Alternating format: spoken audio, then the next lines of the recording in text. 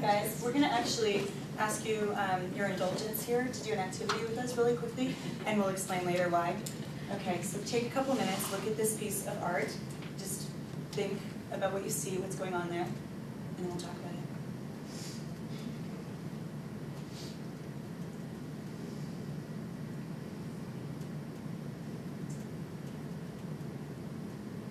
It's a good video, I know.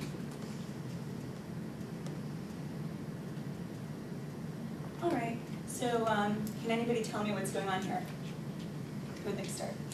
The school building exploded and they get out for the day. They're running around. What do you see that makes you say that? The features don't actually look too much like in a school building, but I was just stretching it and hoping that the teacher's desk is that wooden piece that was exploded, and then I see a file cabinet perhaps. Over here. And the kids are joyful, as many kids are when they get out of school. So Kayleen is saying that there's some pieces of desk furniture over here, and there are joyful, happy children running away over here. So maybe that might indicate that this is some kind of a school explosion. Good point. Okay. What more can we find? Please, There's Betsy. something we need to talk about. The girls don't look that happy to me. They look kind of perplexed, and it looks like the one is pulling the others, and so two of them aren't really. Okay, so Betsy's saying the children don't look very pleased, that they're upset or they're trying to pull each other out of danger or out of the way or something. It's very good. Do you see anything else that makes you say that? The bottom, it looks like it says it's a battle. Over here? This word here? Yeah. So Betsy's saying that there's text in the bottom left panel, and that it says that this is a battle of, I can't quite make out all the words, but it's a very good find. So what more can we find? I don't really know what the big yellow thing is on the right. It's kind of confusing. Over here? Or No, on over the here? right, yeah. I don't know, it could be a huge tree or a boulder or a building or I don't know. Great, so you're saying that there's this object over here, and it's not very clear, possibly because of the way that the piece has been cut off right there. That's great. What more can we find in the piece? I think it's really interesting that it looks like it's an outdoor setting because there's the trees and whatever this dark thing is that's coming out, but everything that's exploding out is indoor stuff.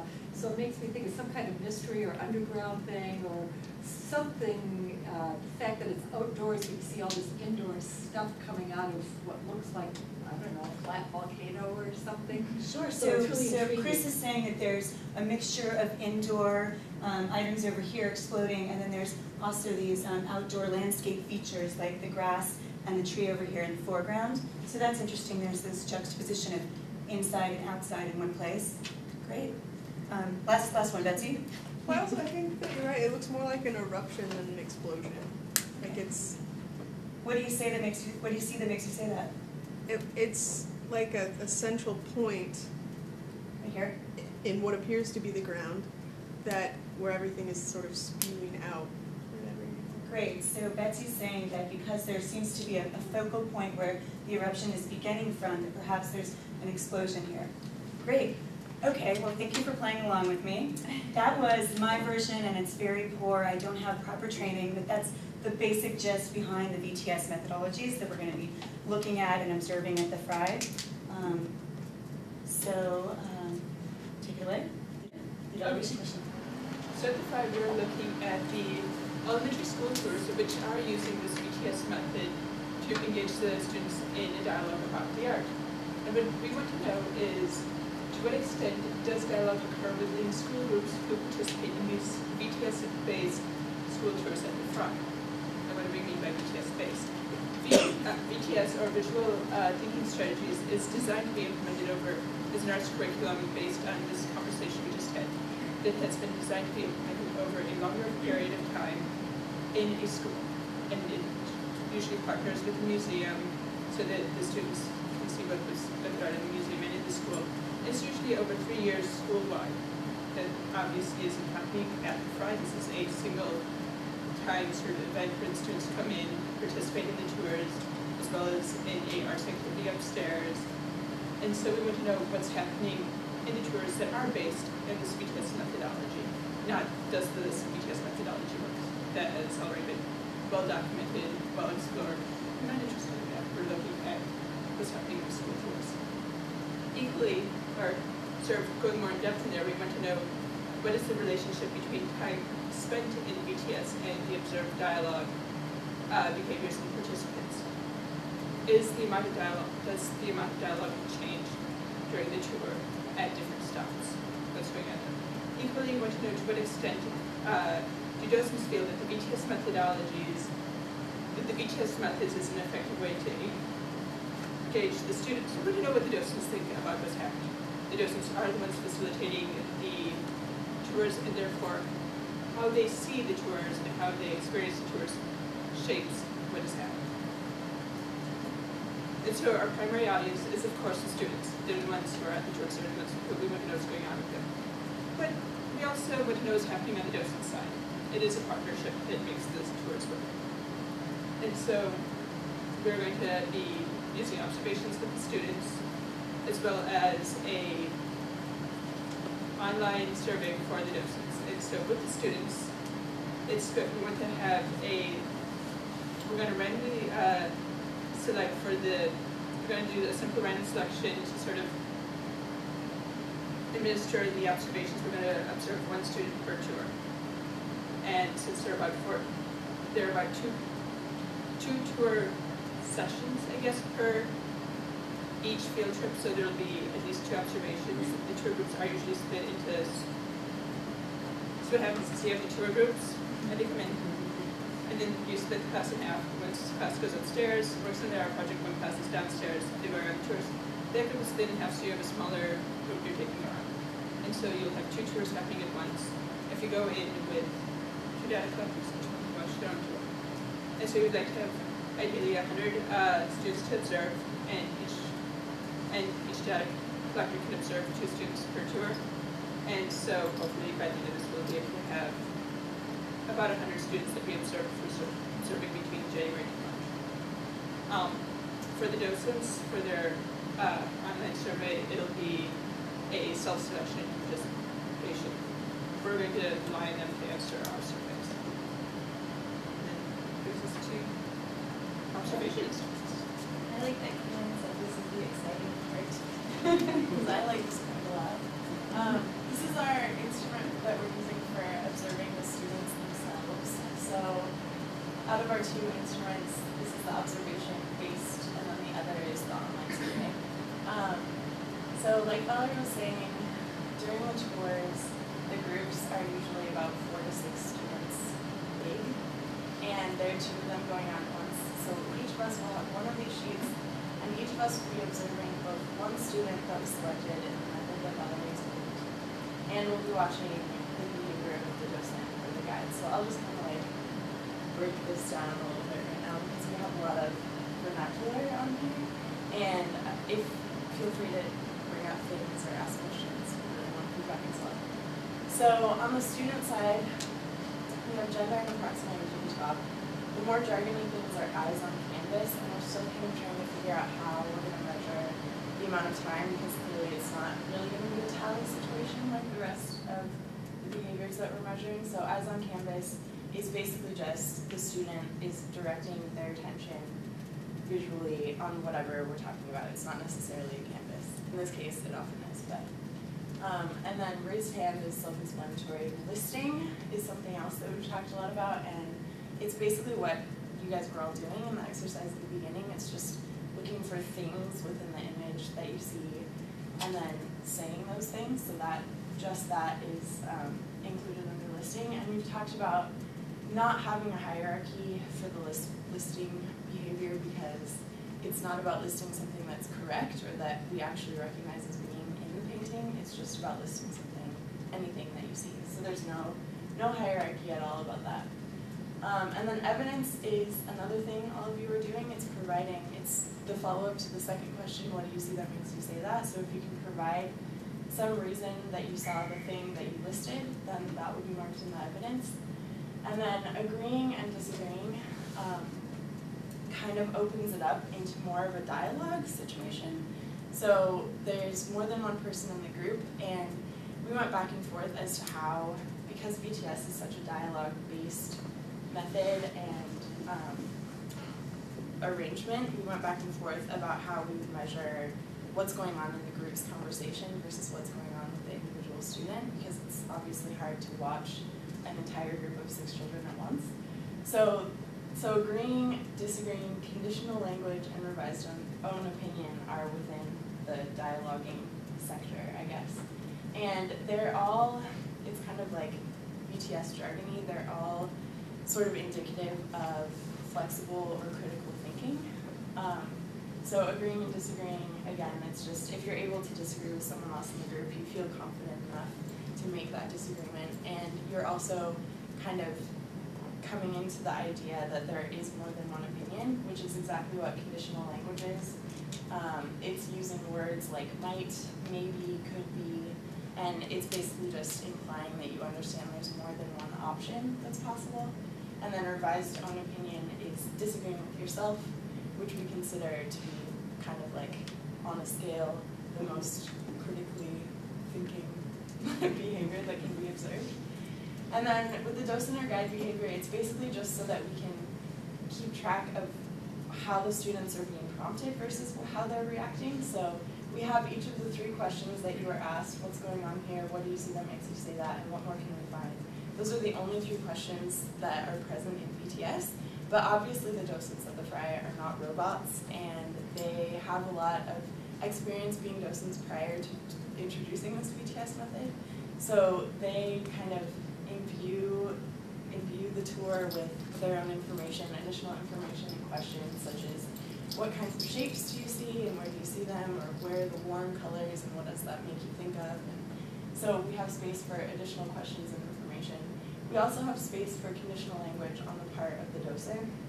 I think Amanda was kind of doing that. It's basically just if you say, Betsy says that there might be this happening, or etc.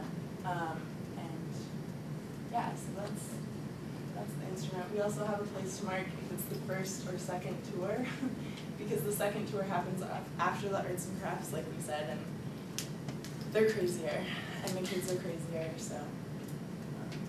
Yeah, are there any questions on the instrument before? Yeah. How many kids are on a tour? So the class is a class size, and then it's split in half, so they're about 15-ish at the most. It depends on the school group size. Some come in with about 20 students and are still split down into half doing craft and other split into 2 groups doing tours with 2 docents. So it could be 5 students, or it could be 7. We've only pilot tested a couple of times, so we've seen a little bit of variation. So they get there, and then half of the class goes up to the arts and crafts room, and the other half is divided in half, and they go on 2 separate tours. So those individual little touring components, separate as they are, can be 5 to 7 children, and usually 1 docent with each, and oftentimes a teacher as well, or a chaperone. So the reason I asked that is because I was wondering what would happen if the student that you randomly selected didn't talk. Mm-hmm. Yeah, but it sounds like a small enough group that they probably are able to get everybody to engage. We talked a little bit about our pilot findings so far. Yeah, and that's pretty much what we said. But even still, there are some behaviors on here that are pre-verbal, like the eyes on canvas and the raising hands and pointing. That's kind of similar concepts. As well as a lot of times the docents will encourage each individual student to speak and say, okay, I haven't heard from you, what do you think is going on? And part of the, another way that we're working on getting a small sense of the group dynamic that is not on here yet, I apologize for that. Part of what we've been marking in our pilot testing is how many of the students spoke. So we have just an out of the group size, and by the end of the stop, because this observation occurs at every stop, and then a new sheet is used for the next stop so that we can compare them for our time duration question segment of the question. But yeah, so we've been marking how many of them are actually speaking each time. On a given tour, how many pieces are they stopping at? 4. Oh, 3 to 4. It's about 3 to 4, and so obviously if the child stops through, if they go through 3 pieces, then we'll have 3 sheets like this per child, and then we'll correlate them together. And in the top on the instrument, there's a section for title of piece. So that's just to give us a sense later on when we're looking at the data. Are certain pieces better or not for engaging dialogue?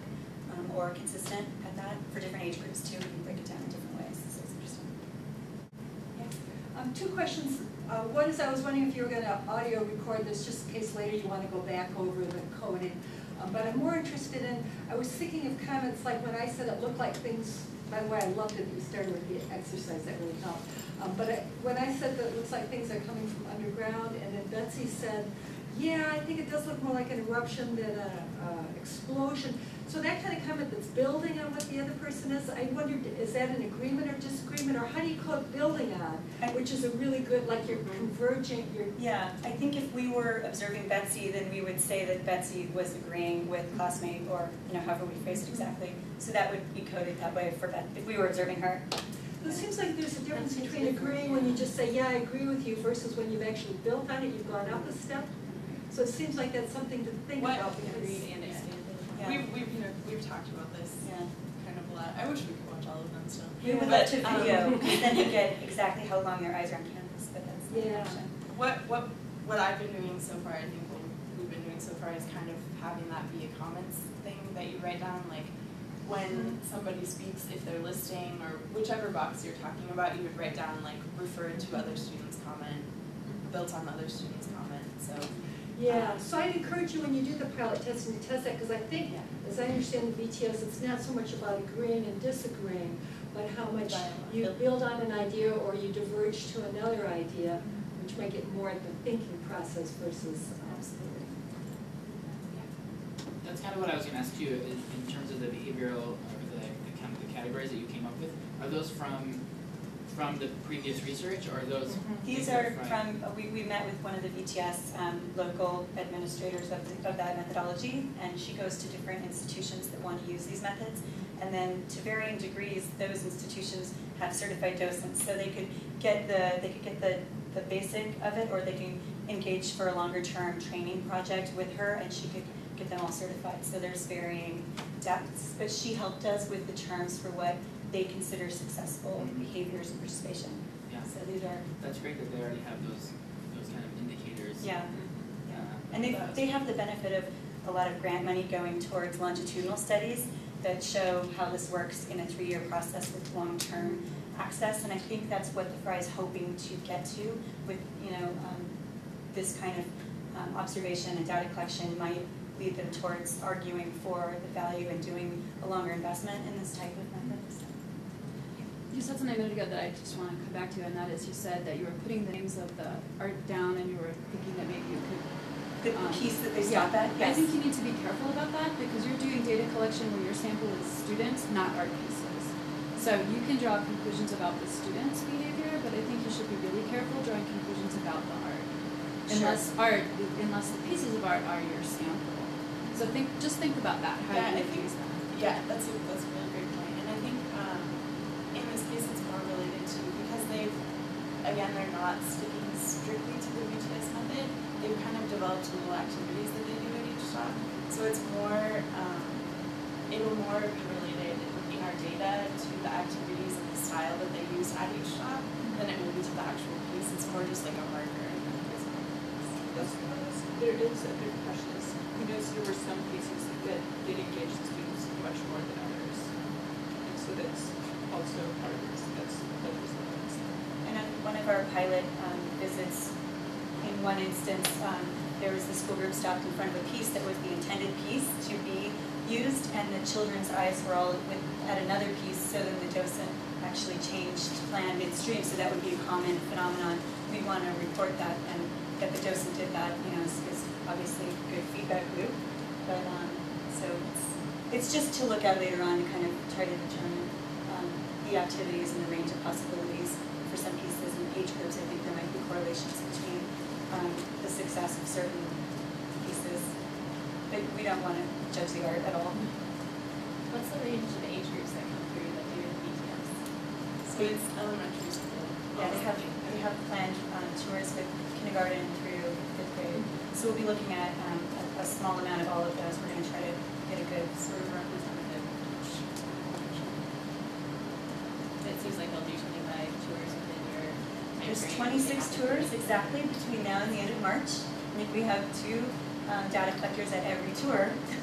we will have that number. We might actually change the sample size number based on the population of student visitors, because you can determine your statistical significance size based on different methods. So we're going to look at that as a possibility, and it might come down to as low as like 60 or 80 for statistical significance.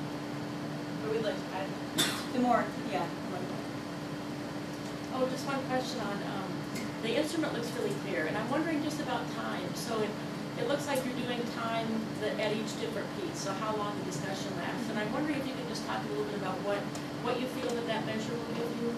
Yeah, so at least while I was observing it,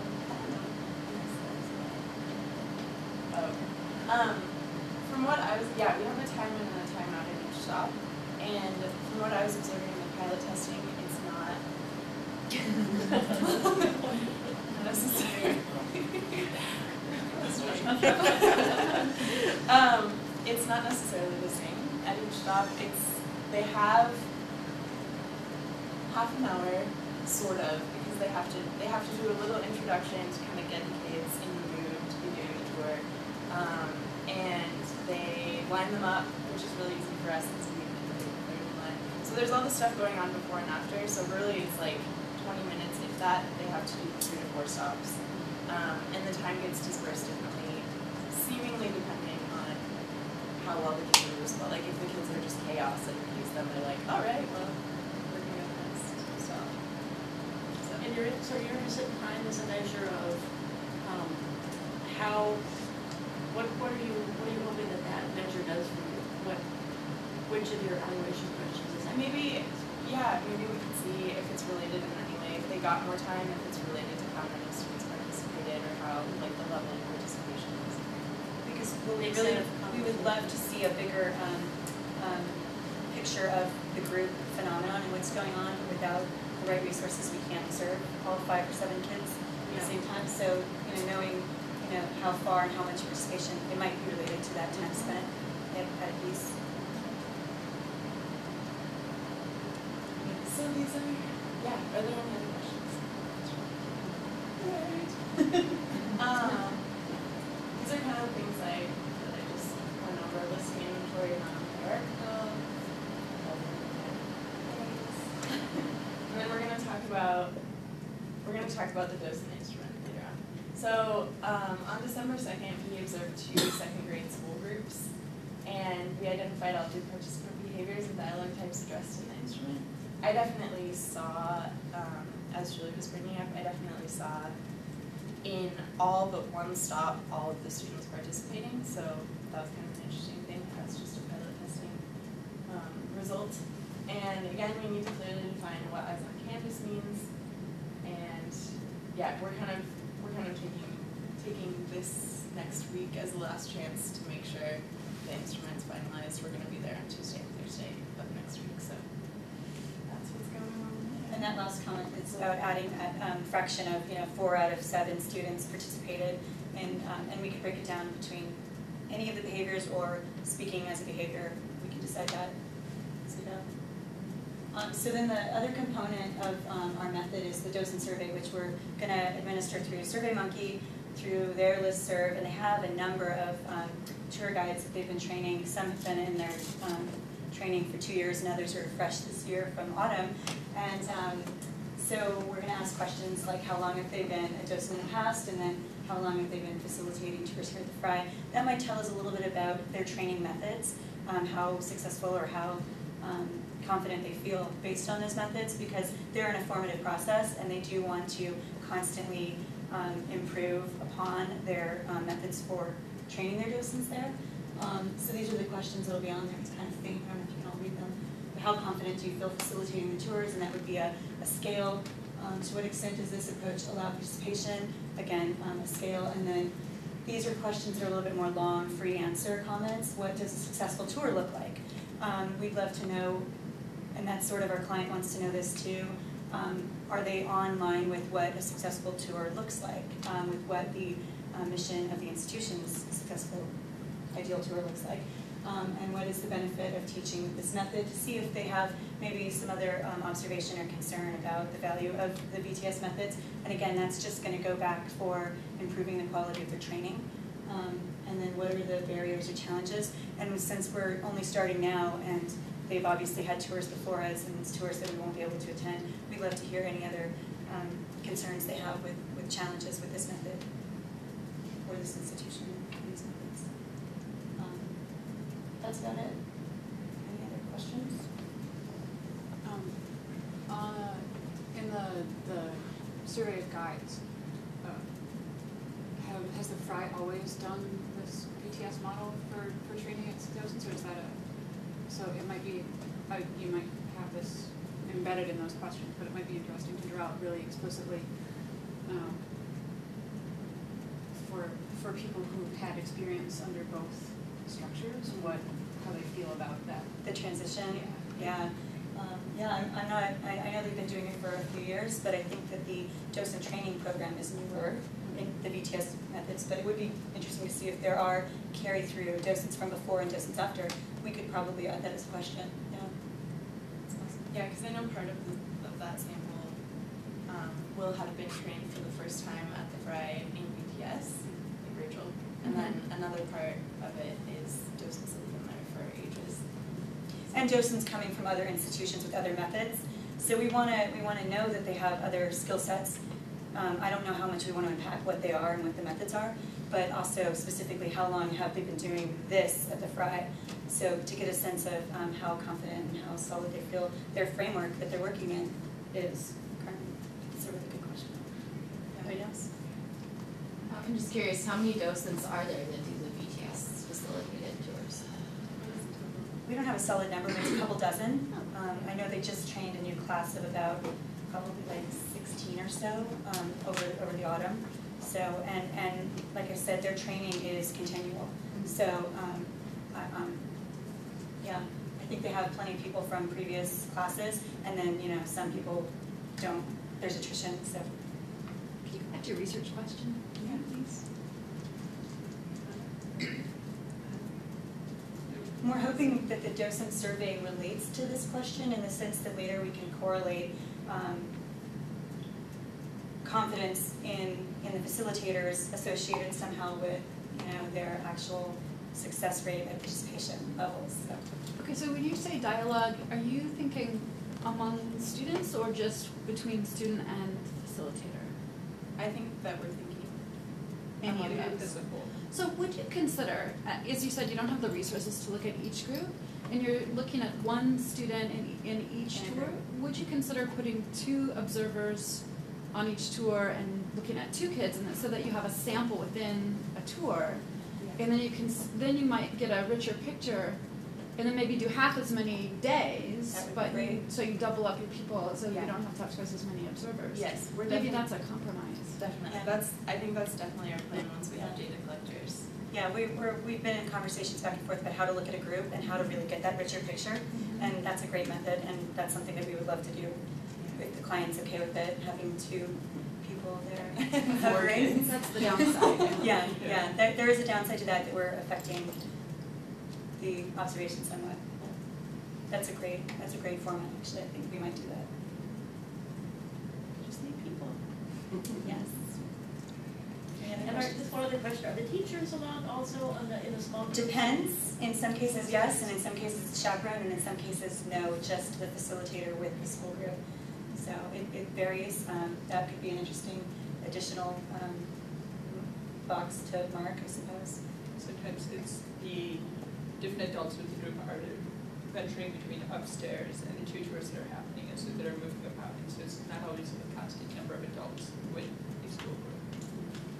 And these teachers haven't necessarily had training in BTS, some of them might have, or? Some of the schools are returning schools that the Frye has kind of had a relationship ongoing with, and other schools are brand new, fresh.